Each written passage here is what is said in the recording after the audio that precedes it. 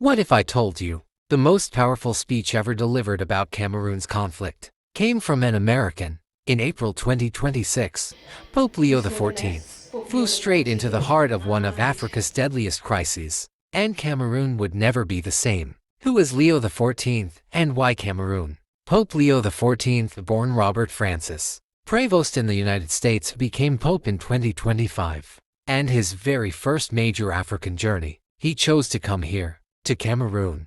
Part of a four-country tour across Africa: Algeria, Cameroon, Angola, Equatorial Guinea. His mission in Cameroon had three clear goals: peace, youth, and justice. Let's break them down. Mission 1: Peace in Bamenda. Cameroon has a war, and it's been bleeding since 2017.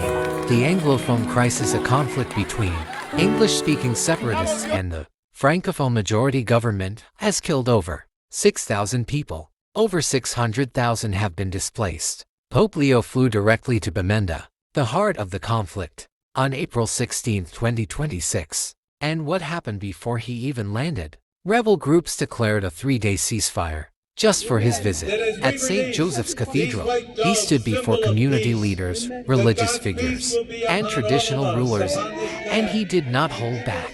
The world is being ravaged by a handful of tyrants, he declared.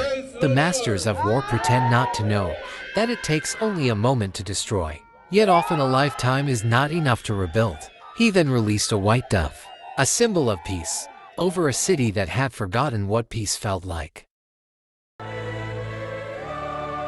But Leo didn't just talk about Cameroon. He spoke to the world. Those who rob your land of its resources generally invest much of their profit in weapons, perpetuating an endless cycle of destabilization and death. He said dollars, not CFA francs. Mission 2: Youth and Education. In Douala, Cameroon's economic capital, 120,000 people gathered for Mass.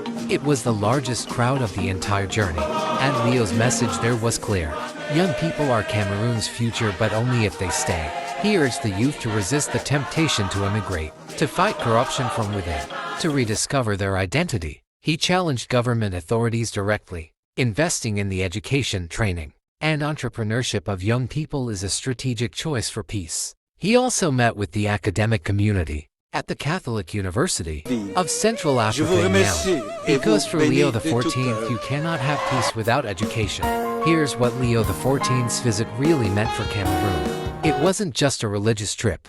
It was a mirror held up to the world, showing the beauty of a nation called Africa in miniature, and showing the pain of a people who deserve far better. A ceasefire declared, a dove released, 120,000 voices raised. Cameroon didn't just welcome a pope. It reminded the world that it exists and that it matters. If you learned something new about Cameroon today, like and subscribe, because there is so much more to discover.